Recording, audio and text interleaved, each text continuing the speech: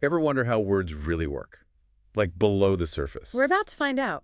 Welcome to our deep dive, and this time we're tackling phonetics. But not just any phonetics. We're going deep on something called phonetic syllabification.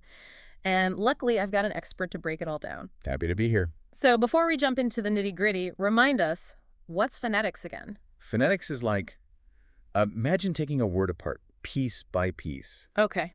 Each sound, how we make it with our mouths, how those sounds fit together, that's what phonetics is all about. Right, like the building blocks of language. Exactly. And that brings us to this phonetic syllabification thing. I've got a definition here, but honestly, it's a bit jargony. Something about dividing words into smaller pronunciation units. Basically, yeah. Think of it like, you know how we clapped along to poems in school to find syllables? Oh, yeah.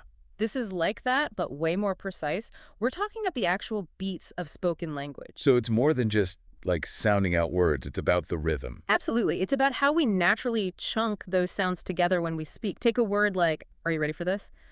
Numinal ultramicroscopic silicovolcanoconiosis. Whoa. Right, a mouthful. My brain just glitched trying to process that. But here's the thing. Break it down syllable by syllable using phonetic rules, and it becomes, well, manageable. And a key thing to remember is that each of those syllables has at least one vowel sound. That vowel sound forms the nucleus of the syllable, and that's how we naturally break down words when we speak. Okay, I'm starting to get it. But why does this matter? Like, how does knowing about phonetic syllabification actually help us, say, learn a new language? Imagine you're learning a language with completely new sounds. Yeah. It can be overwhelming. Totally. But if you understand where the syllable breaks are, where to chunk those sounds, it makes it less intimidating. You can focus on the pieces, then put them together. Exactly. And it makes your pronunciation way more natural. Makes total sense.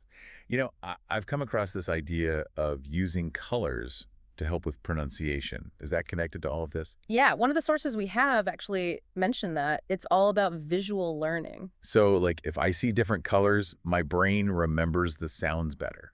Kind of. It's more like our brains love patterns. So if you assign a different color to each syllable, it's like creating a visual map of the word. Oh, so it's not about the colors themselves, Yeah. but about turning sound into something my brain can see. Exactly. We do this in music all the time. Think about musical notes. They have a place on the scale, but also a visual representation on the staff. Right. You don't just hear the melody, you see it too. And that makes it stick. So this is bigger than just language learning, isn't it? This is about how our brains work, period. 100%. Think about giving a presentation. If you're just droning on, people tune out. But if you use pauses, emphasis, maybe some visuals. You keep people engaged. Exactly. It's all about rhythm and visual cues. Mind blown. Phonetic syllabification. Not just a fancy word, but a window into how we learn. I like that. This has been fascinating. Yeah. And for our listeners at home. What other everyday things can you break down into smaller parts? How does that change how you see them? Until next time.